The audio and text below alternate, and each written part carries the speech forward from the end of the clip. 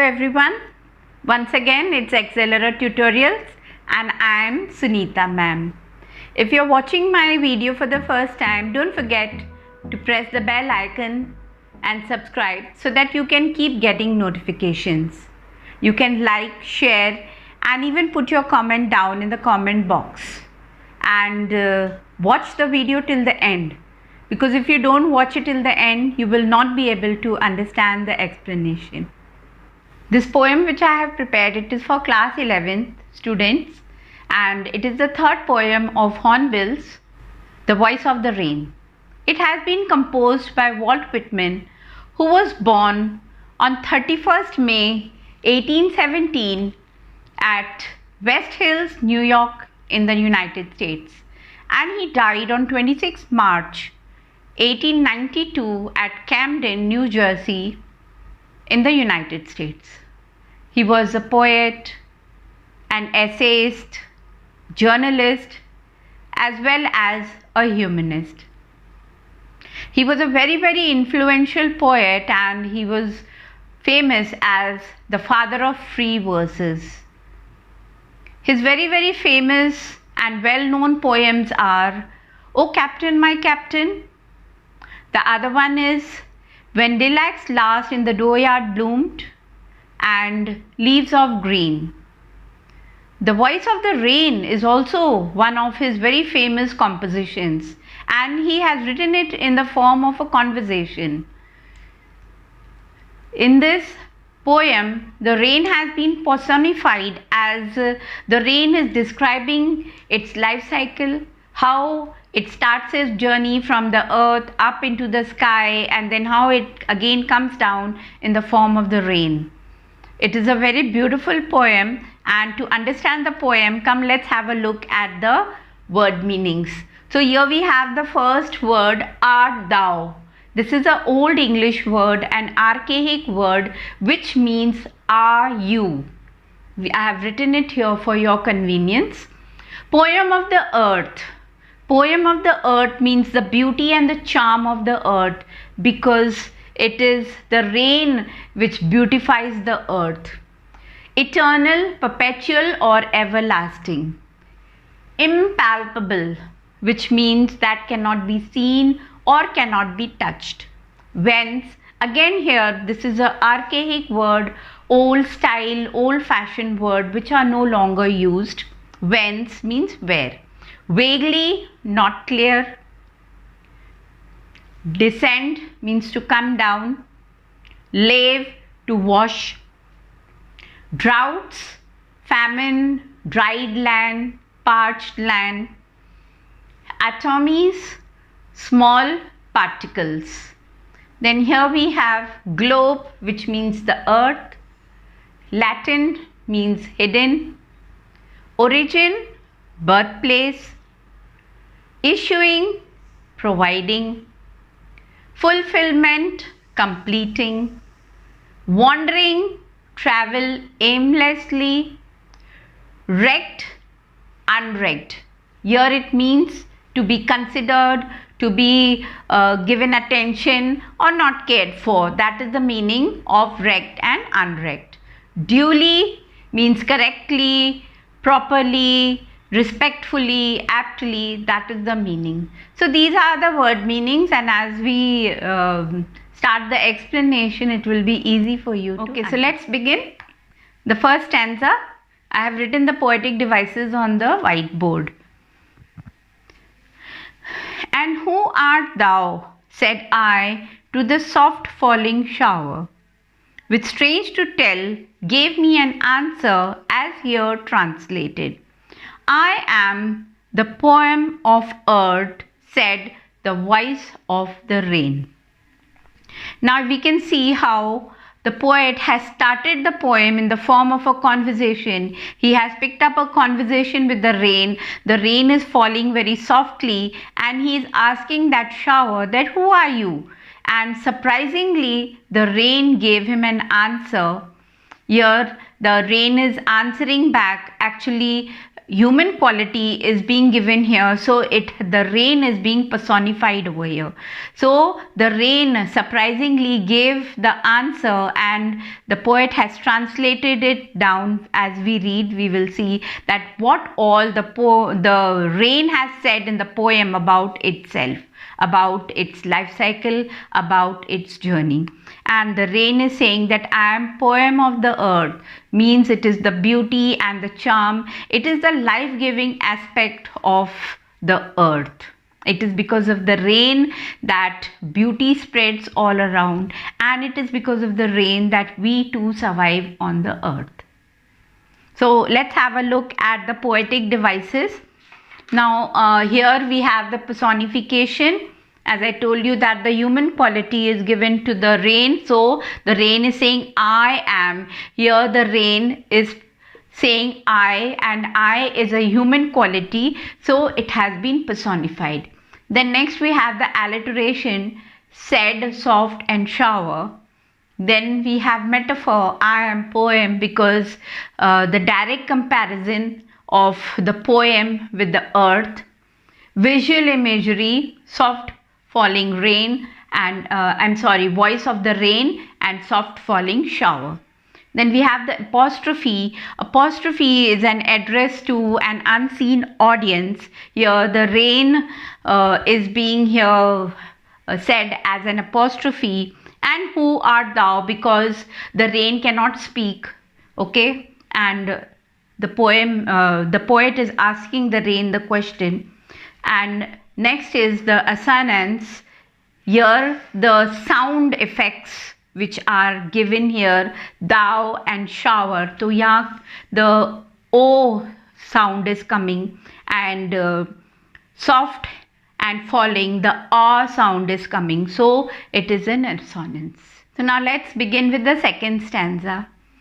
In this stanza, now the rain is going to describe its journey, that all the process of evaporation, how it goes up into the clouds, how it collects there, then it condenses, and then again it comes down in the form of rain. All these things are described by the rain. Eternal I rise, impalpable, out of the land and the bottomless sea. Here we can see that the bottomless sea has been exaggerated. Okay, it is a hyperbole which has been used here. So the rain is saying that eternal means everlasting, going on forever. The process of evaporation is going on and on. We cannot see this process of evaporation. So the rain is saying eternal I rise. Again here I has been used, where again the rain has been personified, and it is saying I rise means the process of evaporation.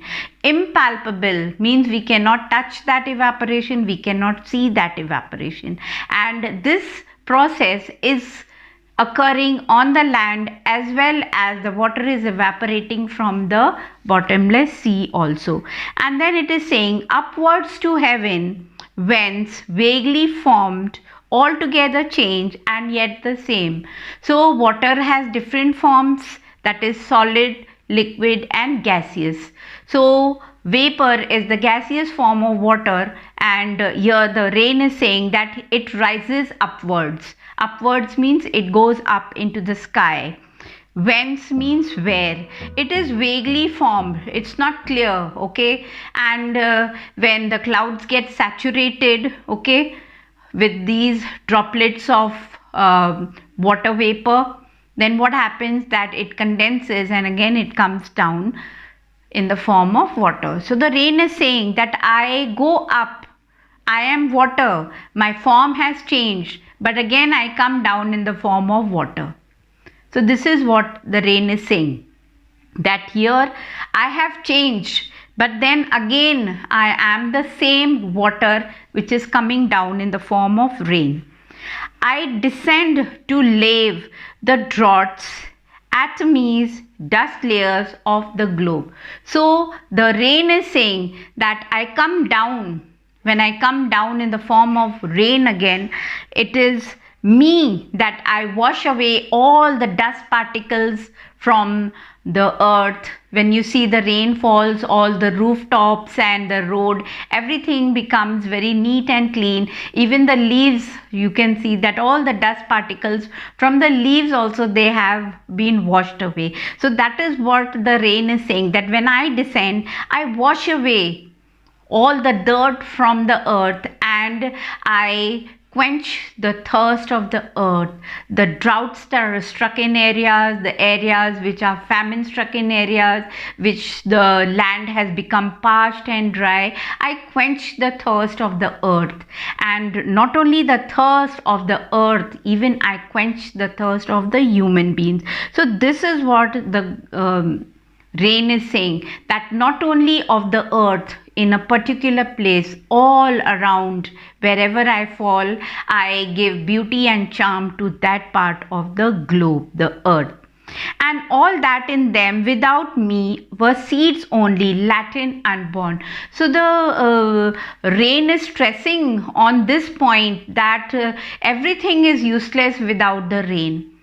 When the seeds are thrown in the soil, it needs water, and the water is the best form. The rain water is the best form of irrigation for the crops also, you see. So the rain is saying that if I don't fall, these seeds which are hidden under the soil, latent means unborn.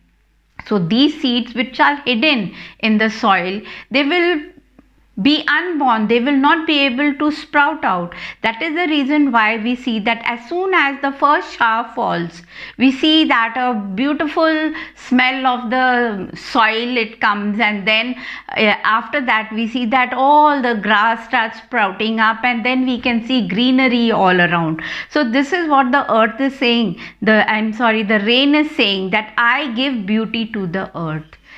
And I think rainy season is the best season, because there is such a lot of greenery all around. And maybe some exceptions are there, because too much of anything is very bad, and if too much rain falls, then also it's very bad. Okay, so this is what is there in this stanza. In the entire stanza, the rain is describing about its cycle, that how it evaporates from the land, from the sea, how it goes up, and then again it comes down in the form of rain. And as soon as the rain falls, we can see that all the unborn seeds and whatever is buried inside the soil, everything starts sprouting up, and we can see all beautiful greenery all around. So now let's have a look at the poetic devices. Visual imagery is the first device which has been used here.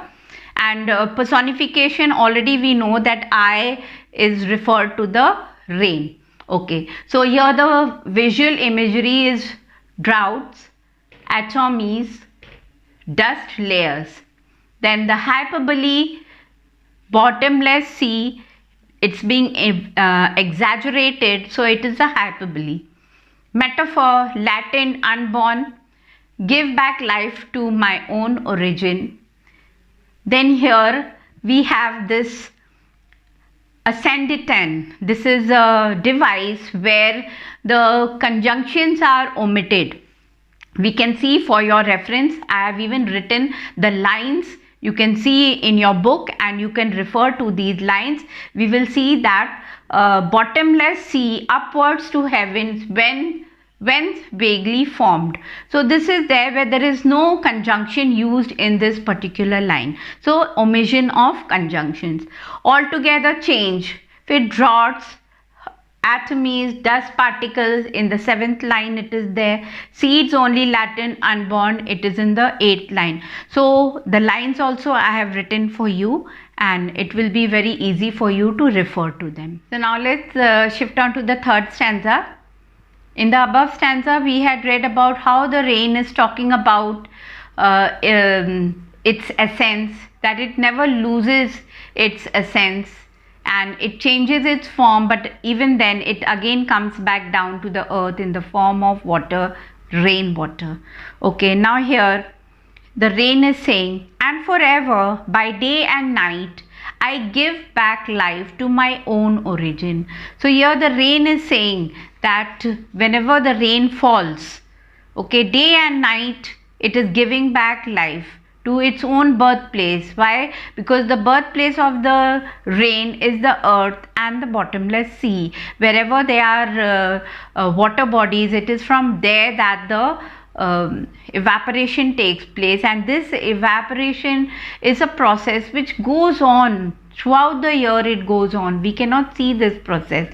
So this is what is saying, the rain is saying that as soon as it comes down in the form of the rain, the evaporated water goes up, it condenses, then precipitation takes place, and then again that evaporated droplets of water vapor, they again come down in the form of rain, and as soon as it comes, it beautifies the entire earth. It washes away all the dust particles and it spreads greenery all around. Now the last two lines of the poem, they have been put into bracket because this is the comment of the poet. It is not a conversation over here. This is the observation or the comment of the poet. And what is he saying?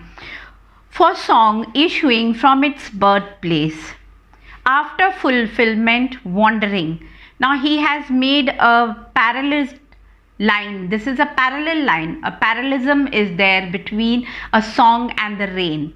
Like a song or a poem which is written by the poet, then after writing it, it passes on from one person to another person and it comes back to the poet in the form of love and affection. Same way, the rain, it comes, it falls, and then after fulfilling its duty, it goes back. Okay, that is the retreating of the rain. So the last line is wrecked or unwrecked, duly with love returns. Wrecked or unwrecked, it means that whether anyone notices it or does not notice it, it is not the duty of the rain to see to all those things. It just completes its work, its duty, and then it wanders away. So this is what is written. It is a musical cycle, or it is the comment of the poet. So now let's have a look at the poetic devices. Personification, I give back life to my own origin. Then again, as we had in the 4th, 5th, 6th and 7th line in the second stanza, again here we have the ascendant, which is the omission of the conjunctions. Now this is in the 11th and the 12th line. For song issuing from its birthplace, after fulfillment wandering, wrecked or unwrecked, duly with love returns. In this entire two lines, we can see that there is no conjunction which has been used over here, and mostly in the lines we see that the poet has put the commas one after the other. Okay, now in this poem there are many opposite words are also there. For example, the opposite words are day and night, rise, descend, wrecked or unwrecked. So now this is the end of this poem also. I hope the explanation was clear to you all, and please watch the video till the end. Okay, and so by then.